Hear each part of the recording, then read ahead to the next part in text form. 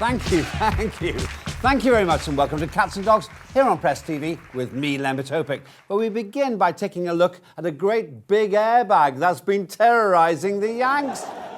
The US finally shot down a giant Chinese balloon after claiming it was spying on key military sites across America.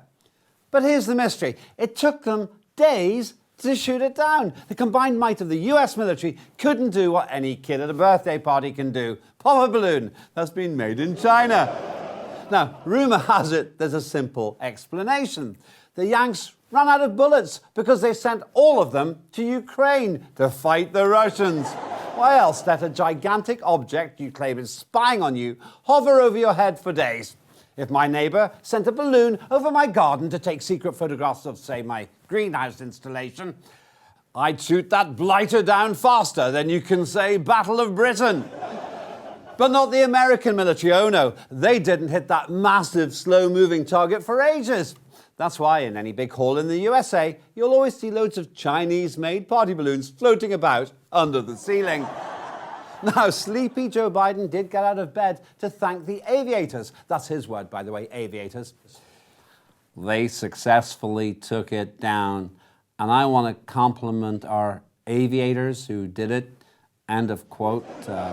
Repeat. But he didn't mention the missile which took out the Chinese balloon, an AIM-9 Sidewinder, costing taxpayers $400,000.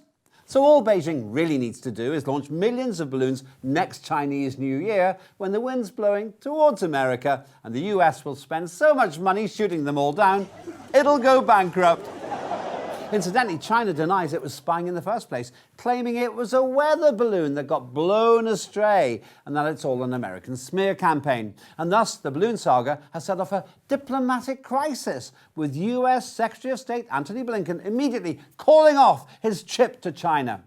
But who's right and who's wrong? To reveal the reality, ladies and gentlemen, please welcome to Cats and Dogs, the US Secretary of State himself, Mr. Antony Blinken.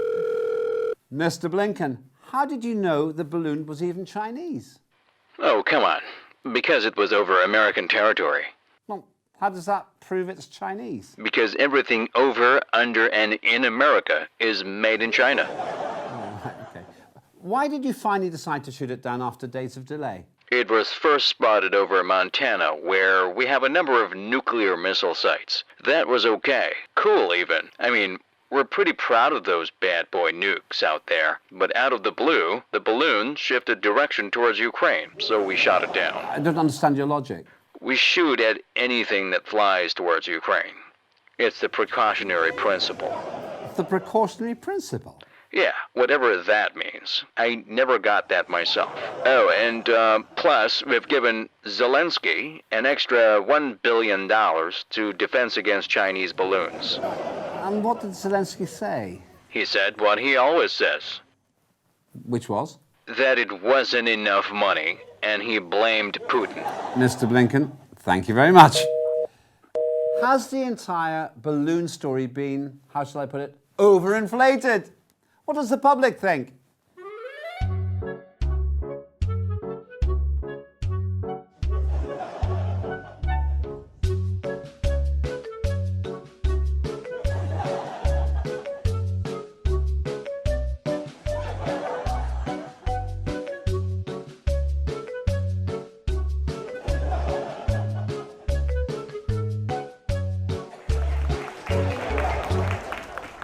Oh, we have breaking news. Chinese spy balloons have been caught destabilizing Joe Biden as he was trying to climb upstairs. We have the footage.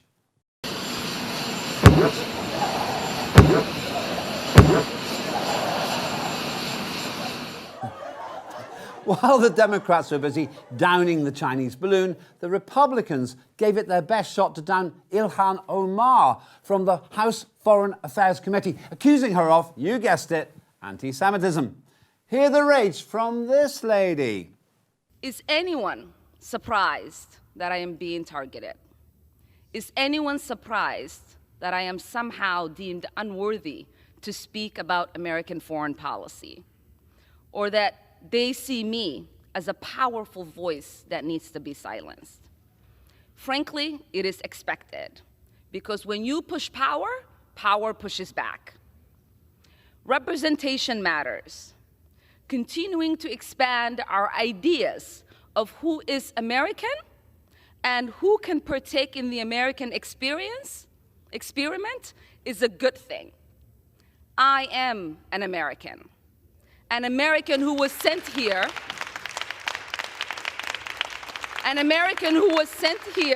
by her constituents to represent them in Congress. Now, it seems that Ilhan Omar, a Muslim woman of colour serving in the American-Israel Public Censorship Committee, also known as the House Foreign Affairs Committee, caused quite a stir. What's she doing in here? Call security! Why wasn't she sent back to Mexico or from wherever she came? Where's Senator Joe McCarthy when his country needs him most?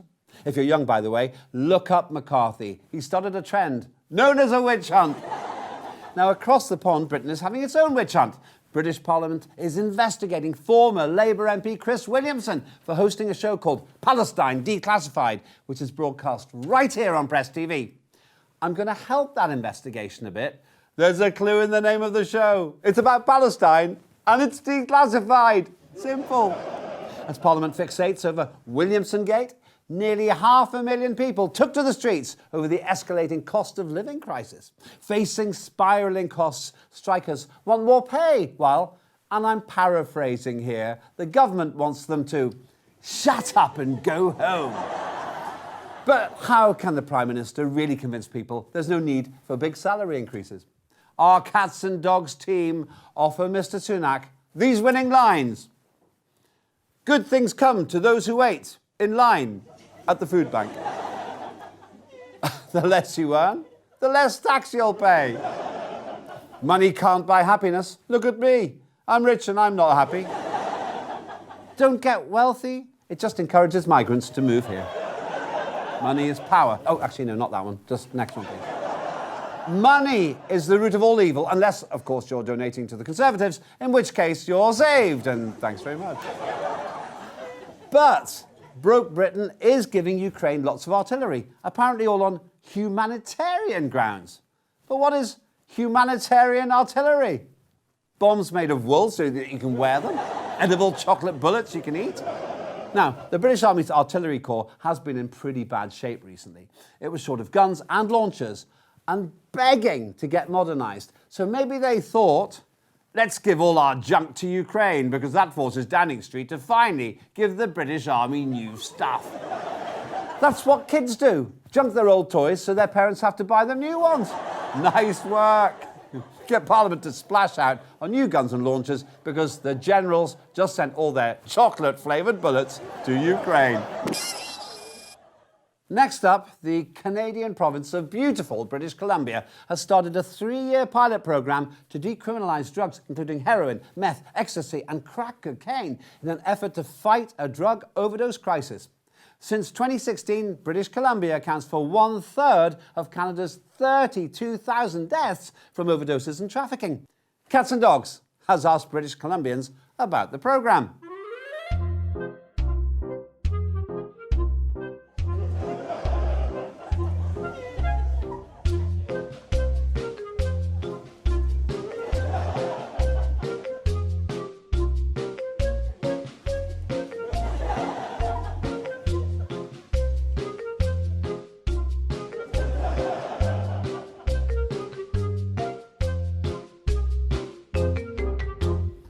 Good luck with that, Canada. That's all for this week. Join me again next time to see who's smoking what in Canada, who's shooting at what over America, and if anyone's buying anything in Britain. That's all on Press TV with me, Len Topic, and Cats and Dogs.